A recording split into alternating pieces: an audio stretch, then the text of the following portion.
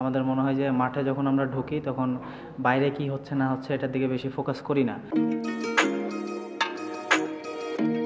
চাইলে খুব সহজে বলে ফেলা যায় দুর্বল, দুর্নাম রাজশাহী বলতেও দ্বিধা নেই অনেকের। বিতর্ক তো আর কম হয়নি, এসব কটু শব্দ তো ফ্র্যাঞ্চাইজির প্রাপ্যই। তবে কেবল কি রাজশাহী থেকে বিতর্কই পাওয়া যায়, নাকি রয়েছে কিছু অর্জনও যা প্রশংসার দাবিদার, এমনকি যেখান থেকে আছে অনেক কিছু শেখার।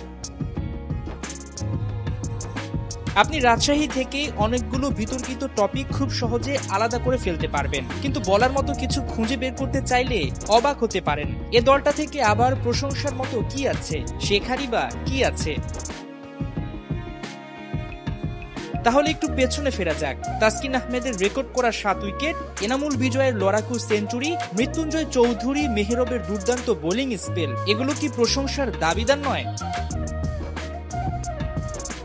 ব্যক্তিগত পারফরমেন্স না হয় বাদই দিলাম, তার বাইরে এমন কিছু জিনিস রয়েছে যা আপনাকে শেখাবে, প্রশংসা করতে বাধ্য করবে।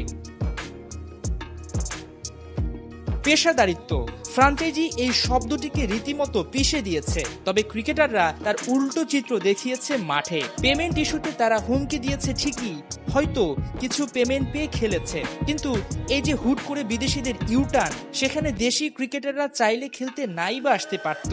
তবে ক্রিকেটের পেশাদারিত্বে সবকিছু একপাশে ফেলে তাসকিনরা খেলেছে ক্রিকেটটা যা রক্তে মিশে আছে। অনেকে বলবেন তারা তো পেমেন্ট পেয়ে এসেছে, কিন্তু যদি না আসতো তখন পারতেন ইতিহাসের কালো দাগ মুছতে, যখন ম্যাচটা ওয়াকওভার হতো। যখনই সমালোচনা হয়েছে তখনই যেন দ্বিগুণ শক্তিতে জ্বলে উঠেছেন তাসকিন আহমেদরা। এই দলটা নিয়ে তারা এখন প্লে অফ থেকে মাত্র কয়েক গজ দূরে। রাজশাহী যদি প্লে অফে নাও যায়, কিংবা সিলেট স্ট্রাইকার্সের বিপক্ষে যদি তাদের ম্যাচ দিয়ে টুর্নামেন্টটা শেষ হয়ে যায়, তারা বিদায় নেয়, তারপরেও তারা একটা জিনিস শিখিয়ে গেল, যখনই কোনো সমালোচনা হবে মুখ বুজে সহ্য করাটাই ক্রিকেটের পেশাদারিত্ব।